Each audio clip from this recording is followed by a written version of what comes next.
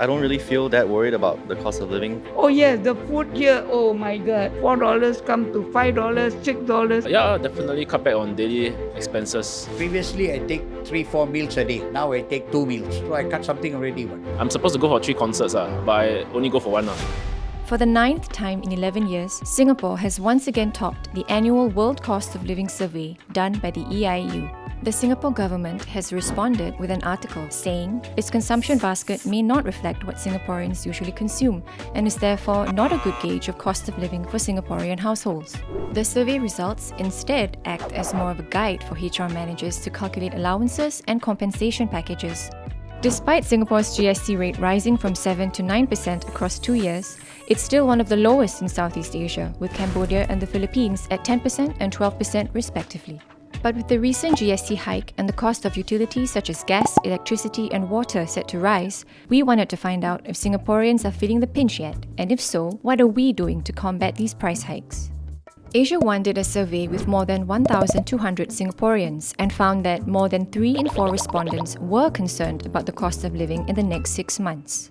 This was an increase of 3 percentage points from our last 2 polls in July 2022 and January 2023.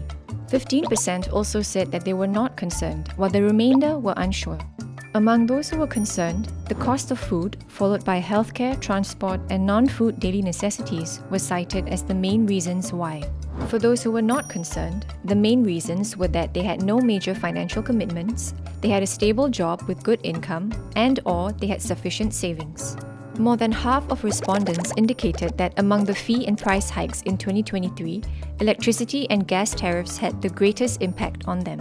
This was far ahead of public transport fare and water price increases. To expand on these sentiments, we headed out to ask Singaporeans more about how they are coping with these changes. Yes, of course, I'm very concerned about our cost of living. Yes, I am. Yes. I guess so, yeah. Of course.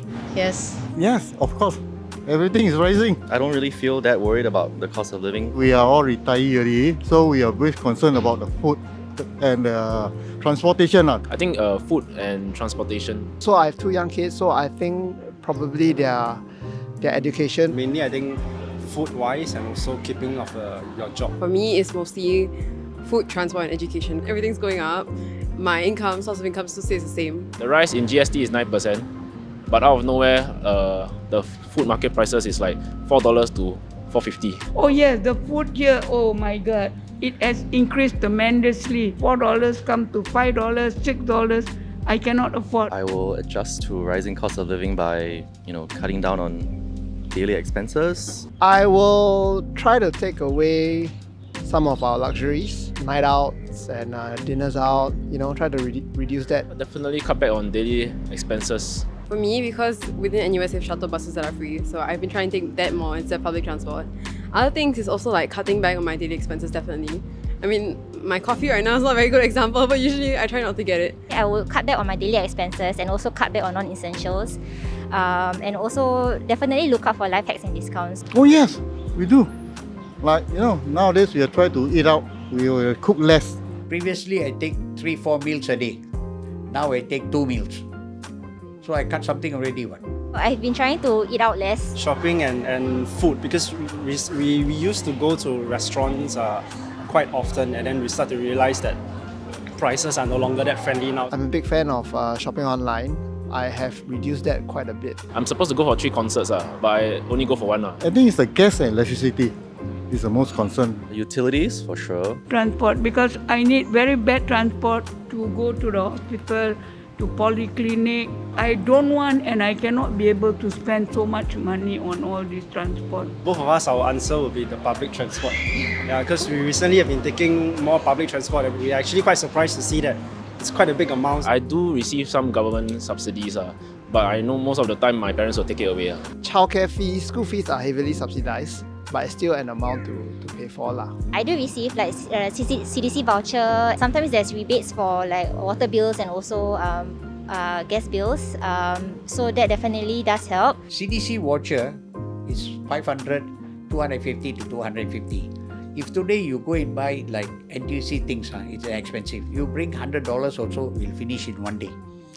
You buy other goods, go to radio shop, you buy a fan or whatever it is you want to buy, cooker also, $100. How long can the 250 last you? As expected, of the people we interviewed, the majority of them were concerned about the rising cost of living. Similar to the survey, food and transport costs were the two most common concerns, which is why government assistance schemes like CDC and GST vouchers have been introduced to help defray expenses. Based on our respondents, hikes in utility and transport prices had the largest impact on them. Echoing the findings from our cost of living survey, cutting down on non-essentials was the go-to option for coping with the rising cost of living. So, what do you think?